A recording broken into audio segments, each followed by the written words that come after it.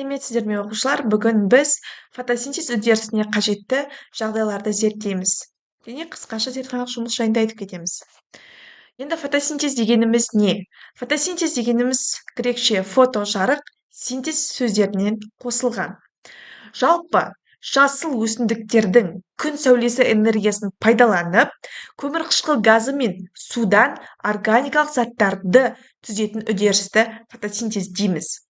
Енді фотосинтездің формуласына тоқталатын болсақ, ол көмірқышқыл газының қосындысы H2O мен сумен қосылып, бізге өнім ретінде глюкозаны С6H12O6-ны және оттегі мен суды береді. Енді фотосинтез дегеніміз жер бетіндегі өмірдің негізі осы арқылы бізде оттегі сыртқа бөлініп, жалпы тірі ағзалар тіршілігін жасауда. Енді фотосинтезге әсер ететін факторларға тоқталсақ, негізгі 4 фактор бар: жарық, көмірқышқыл газы, температура, су. Енді жарық бізде күннен алатын біздің энергиямыз, жарық. Сол арқылы оны өсімдік алып отырады. Ал көмірқышқыл газы дегеніміз біздің жануарлардың, жәндіктердің тыныс алуы барысында сыртқа шығатын қолданыста болған газ, СО2. Енді су ол да қажет, температурада оның барлығы бірге қосылып маңызды рөл атқарады.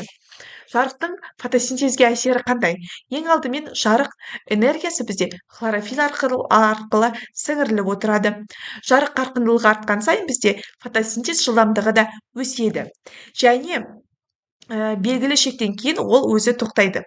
Сонымен қатар көк және қызыл түсті жарық бізде фотосинтез үдерісі үшін ең тиімді болып табылады. Көмірқышқыл газының рөлі бізде концентрация артады. Көмірқышқыл газы концентрациясы артқан сайын фотосинтездің қарқыны да артып отырады. Келесі температураның маңызы қандай?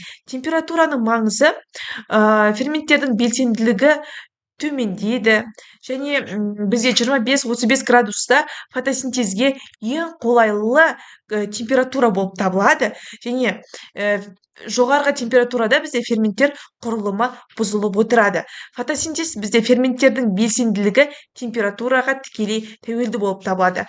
Енді демек бізде температурада бізде фотосинтез үдерісінің жүруі үшін өте маңызды болып табылады.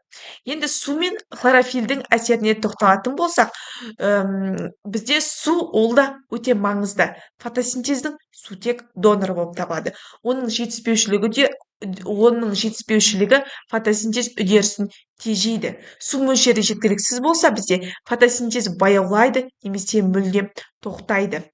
Енді хлорофилл ол бізде жарық энергиясын сіңіреді.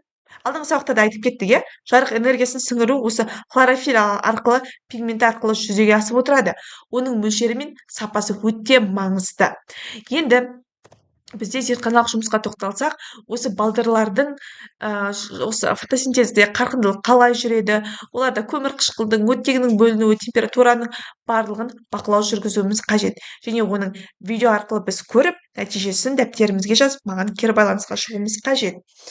Енді қорытындылай келе, фотосинтез үдерісіне қажетті жағдайларды біз білуіміз міндетті. Себебі ол арқылы біз фотосинтез процесінің қалай жүретінін білеміз.